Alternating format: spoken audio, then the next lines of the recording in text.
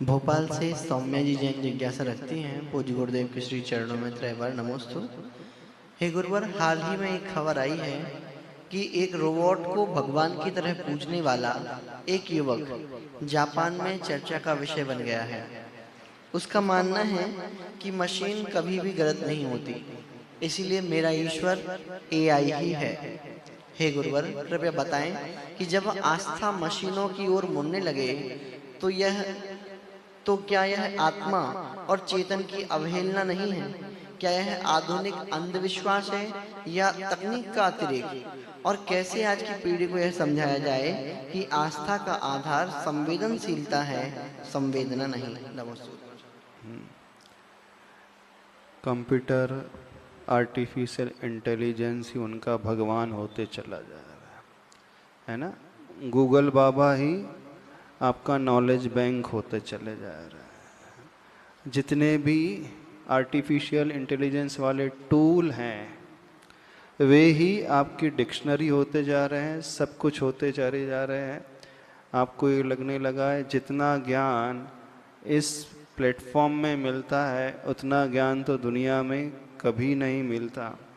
पहले यह भी समझने की कोशिश करें उस मशीन को आखिर बनाया किसने है।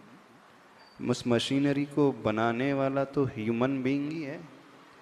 आप ह्यूमन बीइंग हो, न कि एक रोबोटिक मशीन हो।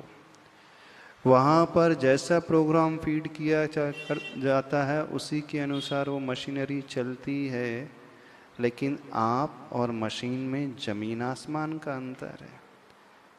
वैज्ञानिक कितनी भी प्रोग्रेस क्यों ना कर ले, उस रोबोट में, उस इंटेलिजेंस सिस्टम में कितने भी सेंसर्स क्यों ना लगा लें, लेकिन वो चेतना उनमें नहीं डाल सकते, इमोशंस उसमें नहीं आ सकते, भावनात्मक विकास उसमें कभी नहीं आ सकता।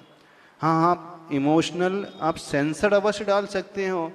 वो रोबोट बताएगा, आपके चेहरे को देखकर वो भी मुस्कुरा देगा, आपकी आंखों को देखकर वह भी उदास हो जाएगा, पर यह सब आर्टिफिशियली किया हुआ है।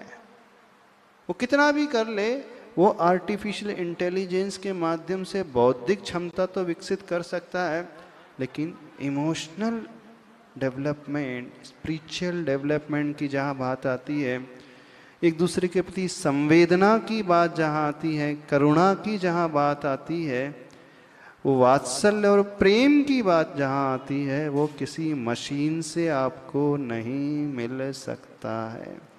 जो ऑरा एक ह्यूमन बीइंग अथवा एक लिविंग बीइंग का होता है, वो ऑरा किसी भी कंप्यूटर, लैपटॉप अथवा कोई भी एआई टूल का नहीं हो सकता। हाँ, उसके भीतर बाहर से फीड किया हुआ सारा नॉलेज तो हो सकता है, लेकिन उसके भीतर चेतना, वो अनुभव का विषय, सुख और दुख का वह संवेदन, एक दूसरे के दुख और सुख को समझना, एक दूसरे के लिए जीने वाली बात, एक दूसरे को संभालना, एक दूसरे को संबल देना, ये कोई मशीनरी कर नहीं सकती है अंतरंग से। यदि आप एआई को ही सब कुछ मान रहे हैं तो समझना उस आर्टिफिशियल फ्लावर्स है ना, दिखने में वो बिल्कुल ओरिजिनल फ्लावर जैसा ही दिखता है, कलर भी उसका ऐसा ही, सब कुछ एज इट इज़ होता है। हो सकता है आप उसमें आर्टिफिशियल जो है फ्रेग्रेंस भी डाल दो स्प्रे करके, पर वो रहेगा तो प्लास्टिक का ही फूल, वो कभी उस भाव को पैदा नहीं कर सकता। तो विज्ञान कितनी भी तरक्की कर ले, हाँ, बौद्धिक क्षमता के अनुसार बहुत कुछ कर सकता है, लेकिन वह संवेदना और चेतना को नहीं डाल सकता है।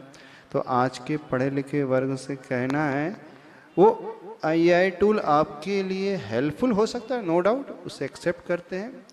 हर मुसीबत के क्षणों में वो आपको सारे का सारा नॉलेज शेयर करा सकता है, सारी बातें आपको एक ही क्लिक में दिखला सकता है। उस दृष्टि से वो आपका उपकारी है, लेकिन उपकारी होना अलग है और एक भगवान होना अलग है। वो आपकी हेल्प सिर्फ नॉलेज बढ़ाने के लिए कर रहा है, इससे ज़्यादा नहीं, लेकिन वो कभी भगवान तो नहीं हो सकता। हो सकता क्या कभी एक रोबोट दूसरे रोबोट को जन्म दे सकता? हाँ, कि दो रोबोट मिल जाए, मेल फीमेल के रोबोट मिल जाए, फिर एक बच्चा उसमें से पैदा हो जाए, ऐसा हो सकता?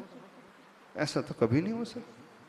यदि ऐसा हो गया तो फिर सब कुछ बदल ही जाएगा। तो वैज्ञानिक कितनी भी प्रगति क्यों न कर ले, लेकिन वह संवेदना और चेतना उस मशीन में नहीं ला सकते। थोड़ा सा धैर्यपूर्वक समझने की कोशिश करें। वो एआई टूल्स आपके लिए उपकारी हैं, बस इससे ज़्यादा और कुछ नहीं। वो कभी भगवान का रूप नहीं ले सकते। फिर भी आज की युवा पीढ़ी उसे भगवान मान रही है, तो ये क्या कहा जाए ऐसे लोगों को। होते हैं देश में भी कुछ लोग हैं, कोई बुलेट की पूजा करते हैं, वही उनका भगवान है, कोई घोड़े की पूजा करते हैं। तो एक प्रकार से मूर्खता या मूर्खता भरी वाली हरकतें हैं, इससे ज़्यादा कुछ नहीं। साउथ में मंदिर होते हैं तो फिल्म स्टार के मंदिर हैं, फिल्म एक्ट्रेसेस के मंदिर है, पॉलिटिशियंस के मंदिर है। जुड़ना अलग है लेकिन भगवान होना अलग है। थोड़ा सा दिमाग का परिचय दो, भगवान कौन होता है उसके विषय को समझे।